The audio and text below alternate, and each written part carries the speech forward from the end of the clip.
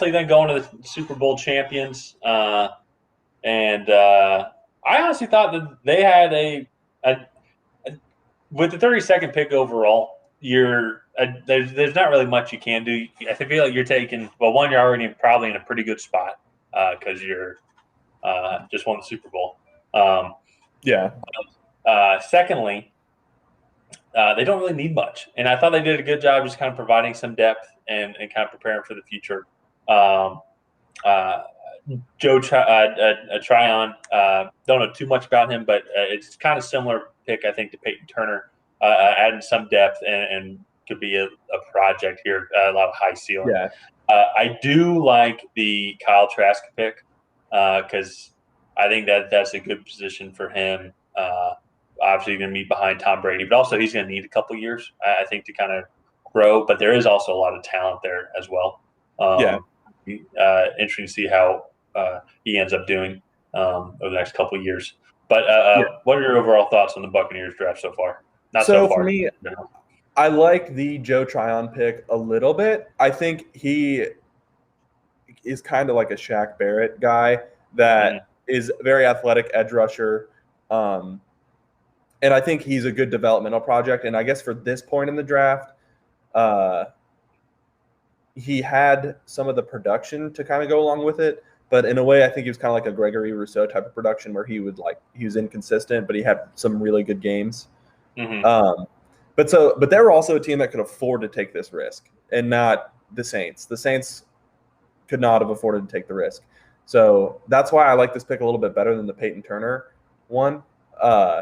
I like Kyle Trask.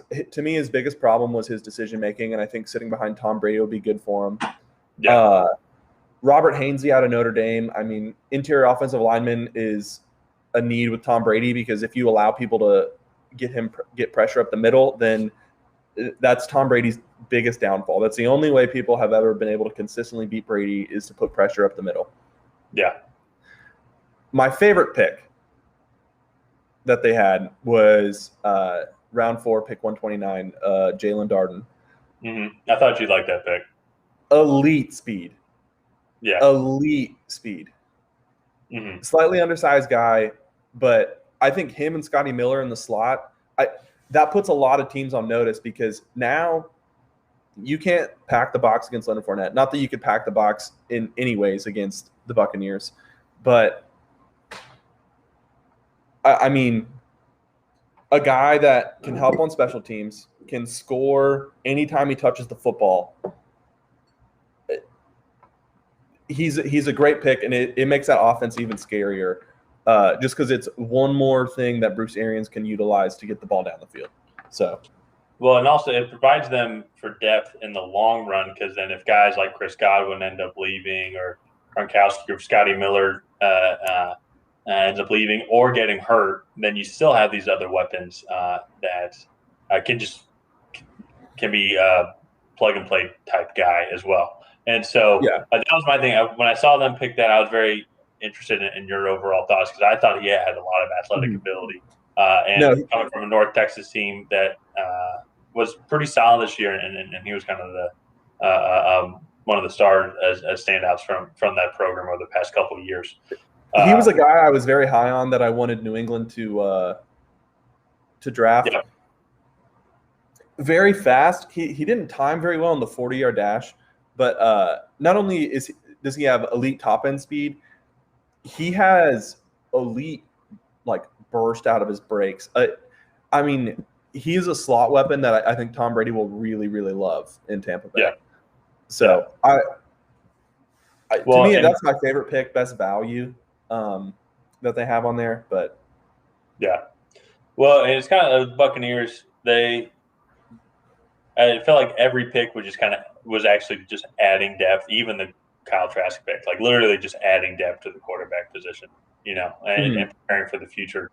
But same thing, their offensive line, just adding more depth than Robert Hainsey, even KJ Britt from Auburn, adding more linebacker depth. So all in all, I think a fine draft. Not really any player that just pops out at me that's amazing. I give them a B-.